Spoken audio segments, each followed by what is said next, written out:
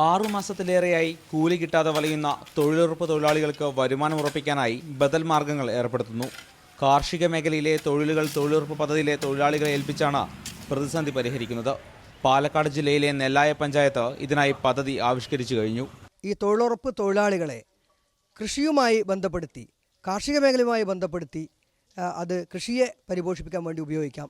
അതുവഴി കൃഷി പരിപോഷിപ്പിക്കപ്പെടുകയും തൊഴിലാളികൾക്ക് തൊഴിൽ ലഭിക്കുകയും ചെയ്യുന്ന ഒരു സ്ഥിതി ഉണ്ടാക്കിയെടുക്കാമെന്ന് ആലോചിച്ചത്.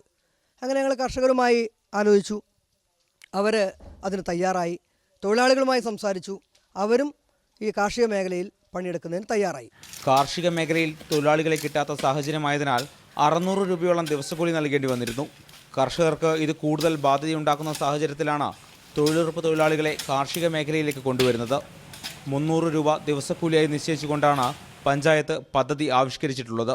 കർഷകരും തൊഴിലാളികളും ഇതിന് സന്നദ്ധത അറിയിക്കുകയും ചെയ്തു. ഇതിന് മുമ്പേ ഞങ്ങൾക്ക് 100 പണി കൃത്യമായിട്ട് ഞങ്ങൾക്ക് കിട്ടിയായിരുന്നു. ഇപ്പോൾ പണിയൊന്നും കിട്ടുന്നില്ല.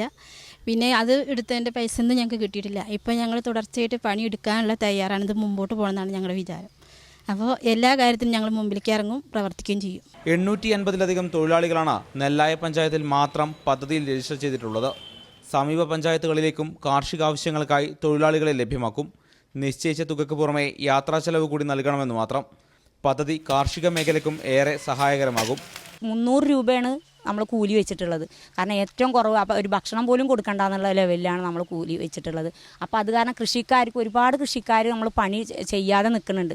കാരണം ഒരുപാട് പൈസ വരുന്നുണ്ട്, കൃഷിയുടെ കാര്യത്തിൽ യാതൊരു ലാഭവും ഇല്ല എന്ന് പറഞ്ഞിട്ട് ആ കൃഷിക്കാർ കൂടി നമ്മളിതിൽ ഉൾപ്പെടുത്തുന്നത് അവർക്കും നന്നാവണം. പദ്ധതിയിലൂടെ നെൽകൃഷി കൂടുതൽ വ്യാപിപ്പിക്കാനാണ് തീരുമാനം. വാർഡ് തലത്തിൽ തരിശുഭൂമി കണ്ടെത്തി തൊഴിലുറപ്പ് തൊഴിലാളികളെ കൊണ്ട് നെൽകൃഷി ചെയ്യിപ്പിക്കാനും പദ്ധതിയുണ്ട്. മാതൃഭൂമി ന്യൂസ്, ഒറ്റപ്പാലം.